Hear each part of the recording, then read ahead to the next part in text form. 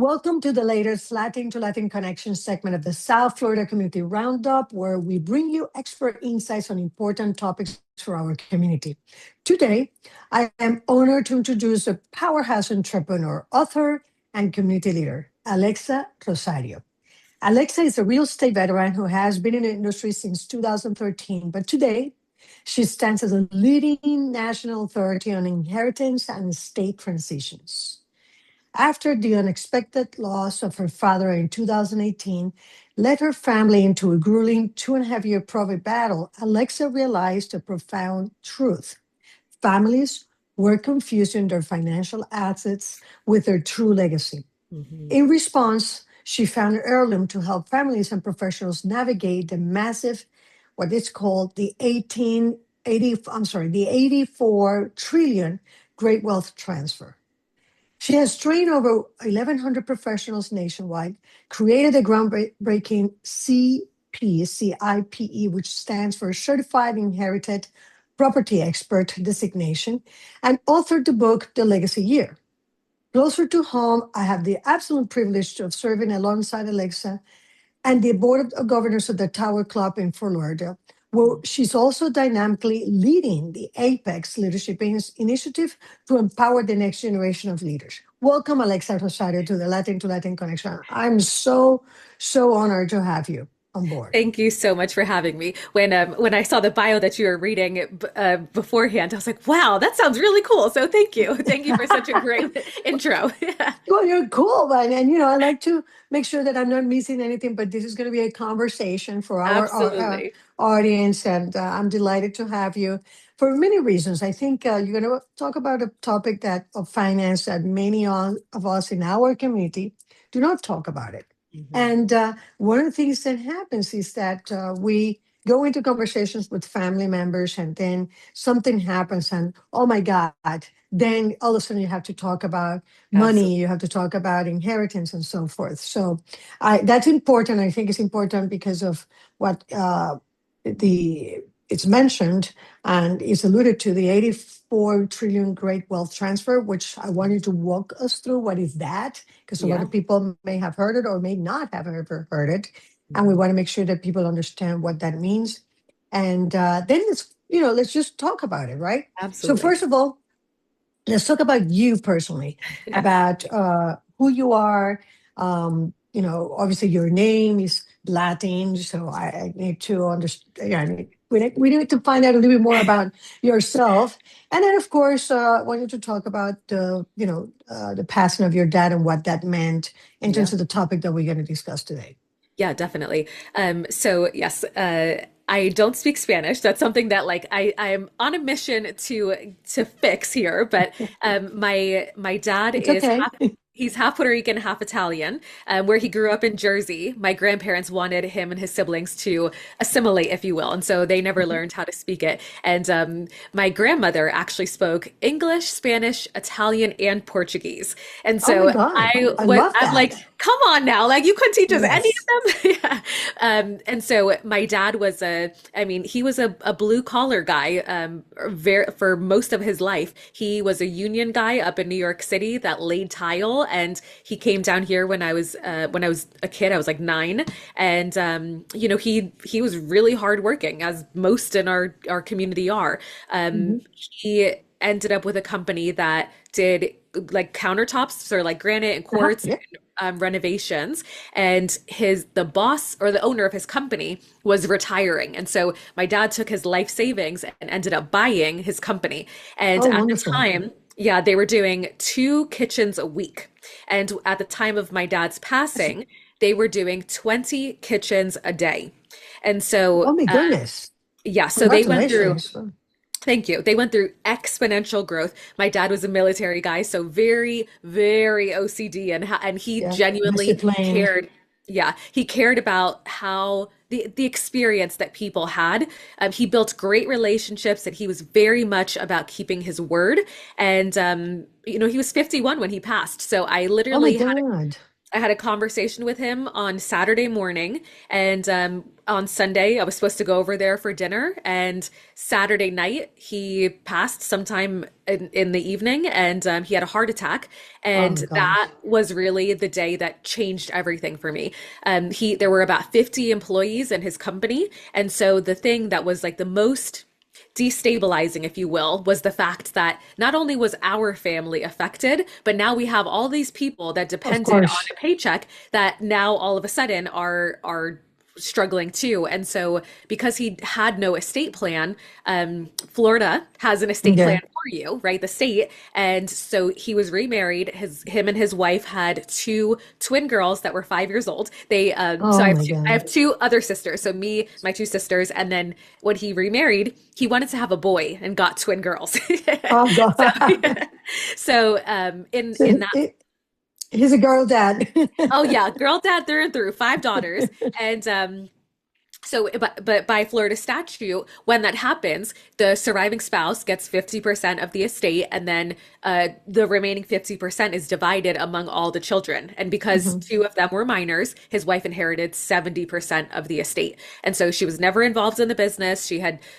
She wasn't involved in any of it. And so in a couple of months, she took a very successful business down to zero. The company Oh had to be no. liquidated, and my sisters and I got a phone call that the company had been sold to a guy named John, and that was how we found out that my dad's legacy was gone. And Oh my so God. from that, a couple of things really changed in me. The first was that I became very obsessive about systemizing my own business. Hmm. I mean, stress-induced heart attack is that's not that like that's something that could have been prevented with better care and Sure. also better stress management. And so systemizing and running my business better was the my promise to my family that I would never put my family in the same position. Situation. Hmm. The other side of it was that when I was working with clients, as I was actively in probate myself, I was literally dragging people from like the closing table to the estate planning attorney's table and like forcing people to do their estate planning. And if they were like, I don't want to, then I would share with them my story and they would be like, oh, okay, I Oh, get we it. gotta do it. So, Yeah, so that's interesting. And let me ask a sure. couple of questions. So you're not a estate planner. No, You're a licensed real estate broker, yep, and all of a sudden, because of this situation, and you're not a lawyer, right? no, no. But because of this situation that you were going through, and what you saw, all of a sudden, your father been lost in just like what he built, and then lost in a couple of months because of bad financial decisions, I'm sure. Then Mhm. all of a sudden you this is now becomes a mission. You're driven Yes, by this. And absolutely. now, but then it has to be interesting for your clients that you're selling them a home, Mhm. that you're now offering these insights. The relation shifts altogether, right? Tell me a little bit about that very briefly. How is that unique in your space? Because that's what prompted you to create a new company, right? Yeah, yeah, definitely. It's interesting because literally just yesterday I posted on LinkedIn saying that I want more estate planning attorneys to work alongside of title companies to bundle estate planning and real estate closings together.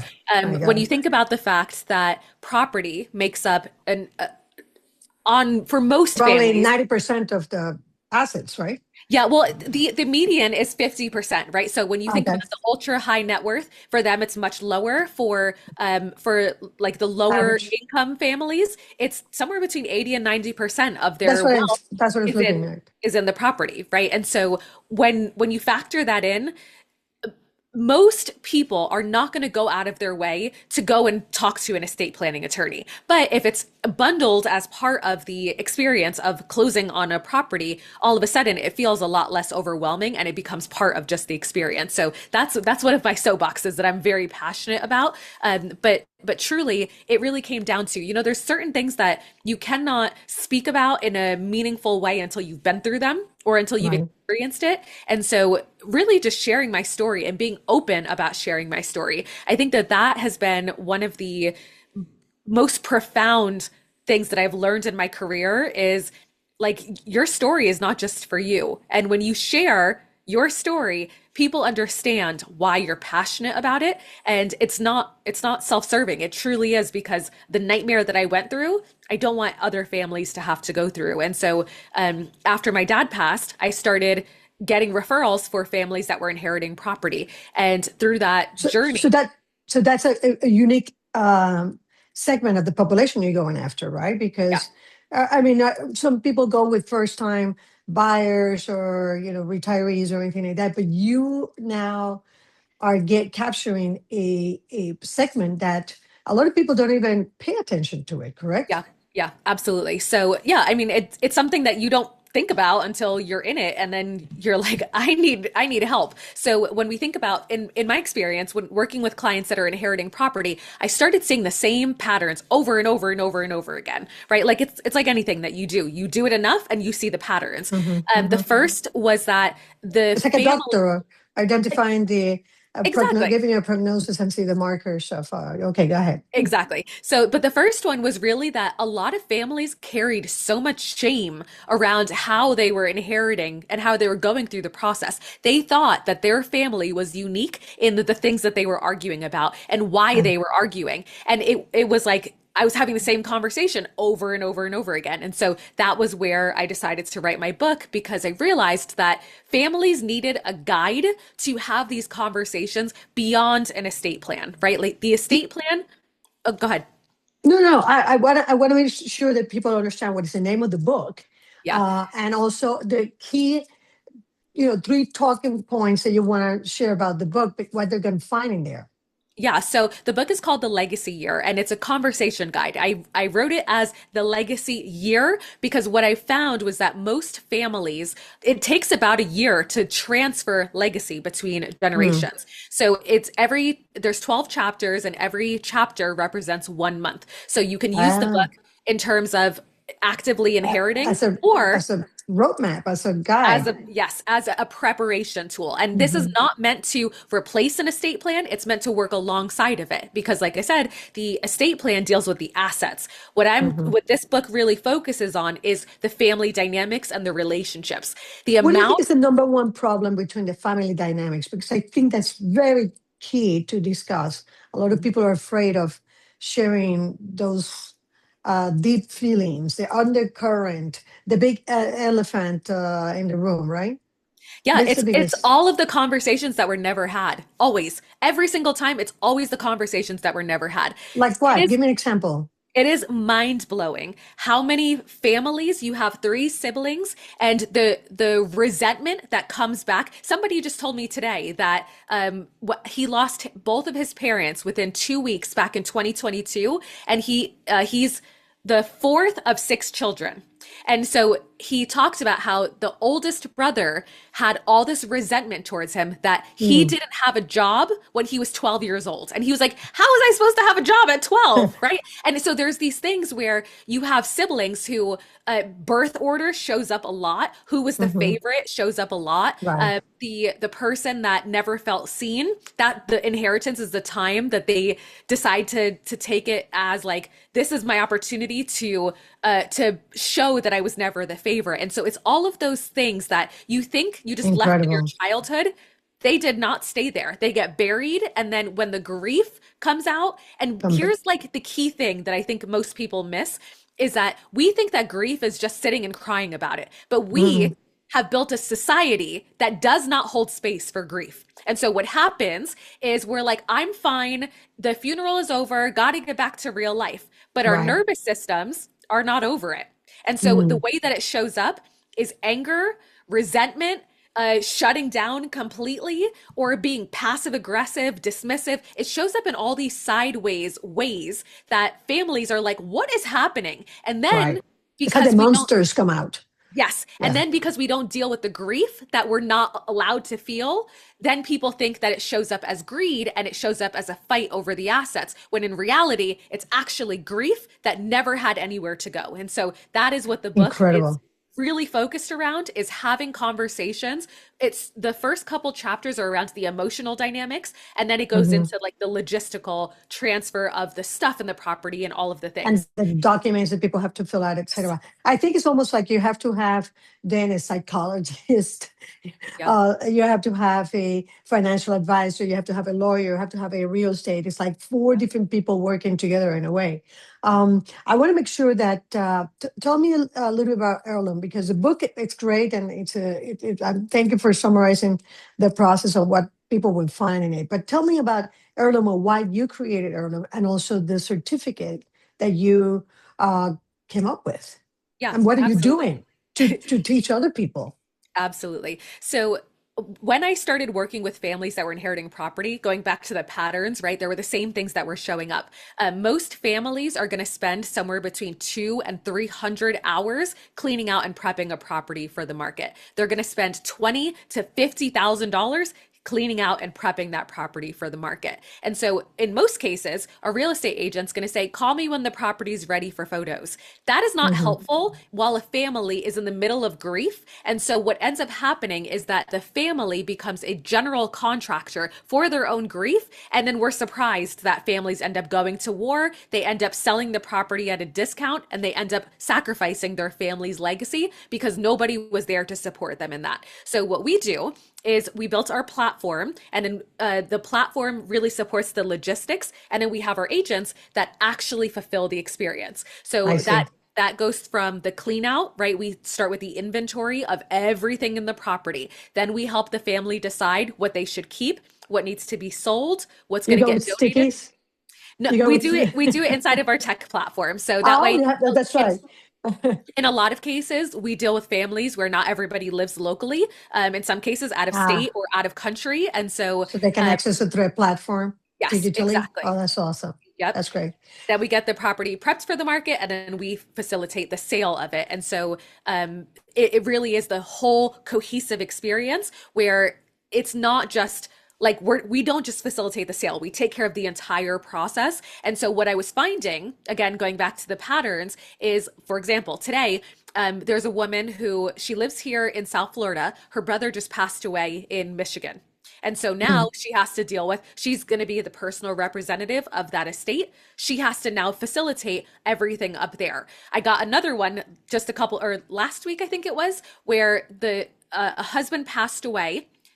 They have a property here in Boca, and then they also own a property in Wisconsin, right? So Mm. like we find that it was not enough for us to just do that here.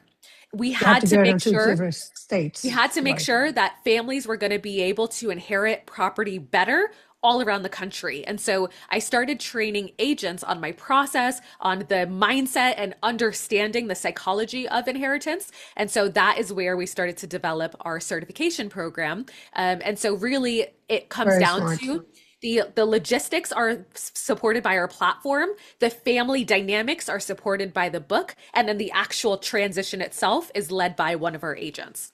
So a couple of things because we're running out of time, but I want to make sure that we cover a couple of things. Sure. And I know to my co-producer that we're going to be a couple of minutes more than in the show. But the $84 million, or trillion dollar, Trillion I'm dollar. sorry, Yep. Yep. trillion transfer. That's important because I have nephews that are in their 20s or those are in the 15th, et cetera. Eventually, they're going to be inheriting some of the assets, right? So what is the essential thing, takeaway that you want to make sure that you send a message very quickly? I think that But, families need to have the hard conversations. And it mm, comes down to it's not as always as simple as just saying, let's go talk to an estate planning attorney. The mhm. biggest question that I get, especially from people who their family is not from here, is that their parents or grandparents give a lot of pushback on estate planning. So start out with the nostalgia. What are the memories that you want us to remember? What recipes do you want us to remember? I Start out with love the that. memories because when people are feeling nostalgic, you can then pivot to the future. And Yes. that is where it's now like, okay, I think we should talk about how we're going to make sure that this actually gets transferred well. And then you introduce estate planning. You know what? I love that because I sometimes sit down with my nephews and we talked about the traditions when we're no longer here, what they want to learn about the cooking recipes from the grandparents and so forth. So thank you for sharing that because it has to start from the heart first in order to go to the pocket. Yeah. And One more, also, yes. real quick, Mhm. just to add, don't expect that that's going to happen in one conversation. Right, Sometimes it of takes course. three, four, or five conversations to And get to years. the estate planning attorney conversation. Yeah. But make sure that you start in the past because then it doesn't feel like, hey, what do you want to happen to the house when you die? That is not how you start that conversation. Having like gracefully stepping into it makes a world of difference in how families receive it. Before we leave, a couple of things. You are doing an amazing job with Apex very quickly at Tower Club. What is it? It's meant to be a leadership development program that is small group, really focused on high level conversations for people who are already building their businesses and want to do that better. And so that came from a place of I'm a business owner myself. I needed other people to masterminds with, and so decided to build this community. It's been really incredible, and we have some of the most powerful mentors in the community. That's, thank you for doing that.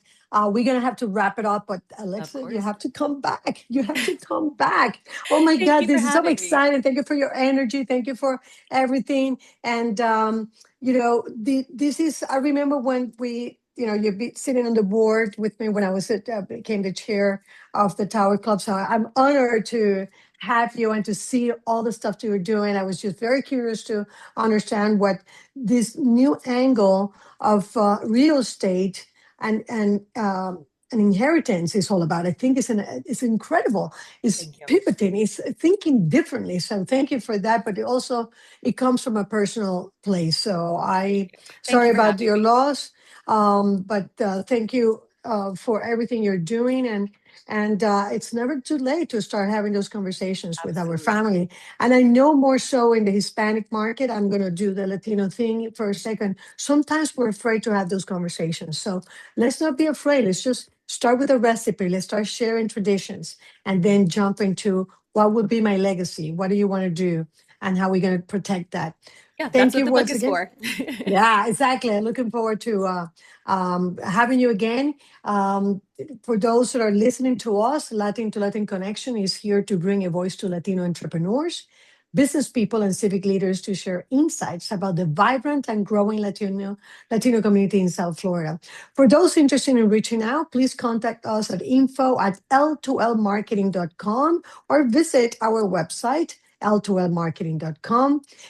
South Florida Community Roundup, Latin to Latin Connection, will be aired every third Saturday of each month at 7 a.m. to 7:30 a.m.